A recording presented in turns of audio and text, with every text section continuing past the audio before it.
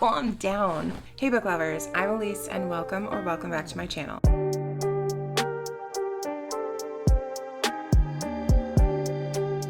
Are you guys ready for a chaotic video? This is my third time trying to film this because my phone hasn't wanted to cooperate. It would film and then it would randomly stop, and the video that was recording completely disappeared. So I've done updates to my phone now. I think I'm good. I've had quite the week. I'm sounding a lot better. I'm feeling a lot better. Unfortunately, now my kids are sick. Last week, on top of being sick, I thought somebody stole my trash cans when really it was the trash company picked ours up by mistake. I called them, got it figured out. They brought them back. No big deal.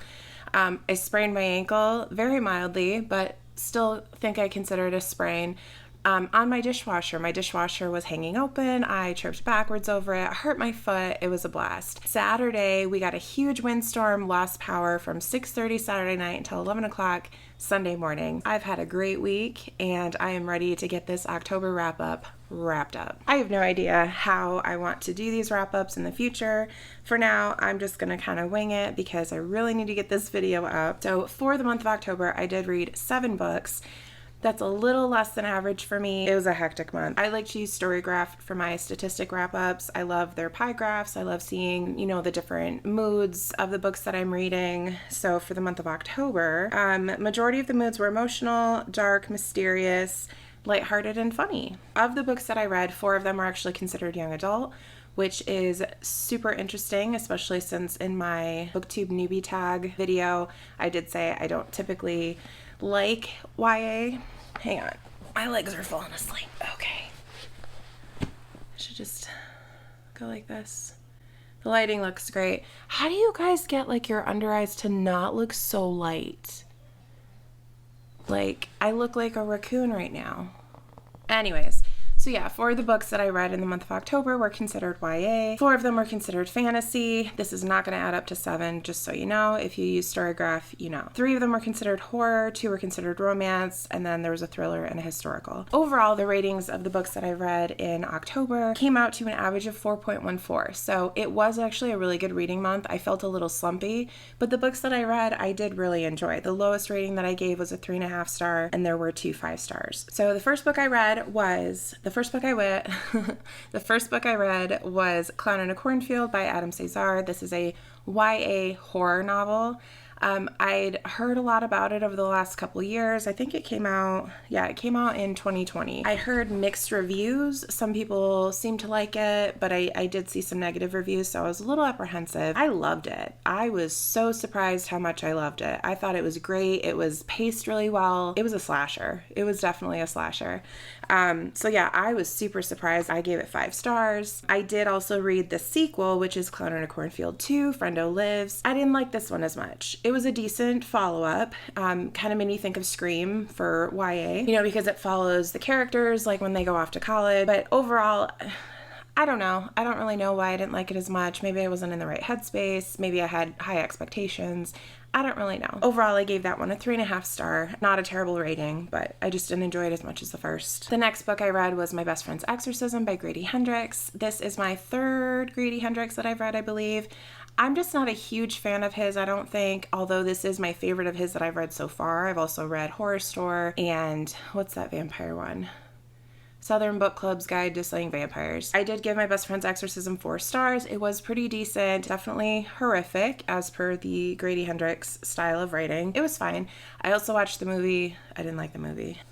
The next book I read was A Letter to 3 Witches by Elizabeth Bass. I gave this one 3.5 stars. This was cute. It's a fantasy romance about this family of witches. I don't think they're supposed to practice witchcraft anymore. And then one of their cousins sends them a letter. There's like 4 witches, and I cannot remember the names right now. There's kind of the main character and her adopted sister, and then her like 2 cousins, I believe. The adopted sister, she sends this letter to the other 3 witches, basically saying something along the lines of, there's a man you live with, he's leaving with me, like I'm taking him with me.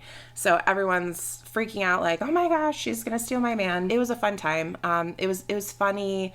I thought it was a decent story. The next book I read was Long Live the Pumpkin Queen by Shea Earnshaw. This was my first Shea Earnshaw read. I enjoyed her writing style. I thought it was really good. To be honest, I I don't think I'd ever sat down and watched The Nightmare Before Christmas, like from beginning to end, until this year. And that's because my youngest child wanted to watch it and then watch it again and then watch it again.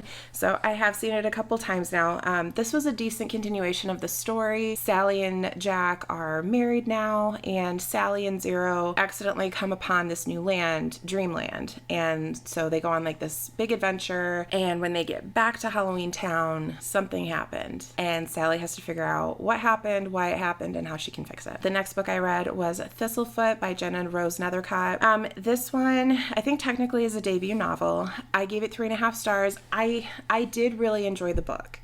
There were portions of the book that were in present day. There were portions of the book that were historical. It's heavily focused on like Russian Jewish myth and the story of Baba Yaga. I loved the historical parts. I loved all the storytelling of Baba Yaga and what happened to her and her family. It was a really horrific time in history, and actually the author's mom, her hometown and what happened there during the time of, you know, Jewish people being massacred. The story is heavily influenced by what happened in her mother's hometown during this time. So I love the overall message of the book. I definitely recommend people give it a read, and I can't wait to see what the author comes up with next. And the final book and my favorite read of October was Angelica Frankenstein Makes Her Match by Sally Thorne. This is the same author that wrote The Hating Game, which I also really enjoyed. I did give this one 5 stars. There's not really anything that I didn't like. I was a little taken aback. The story, it gets going like right away. Wow, okay, we've already met the love interest. Things are already happening, and it's like chapter 1.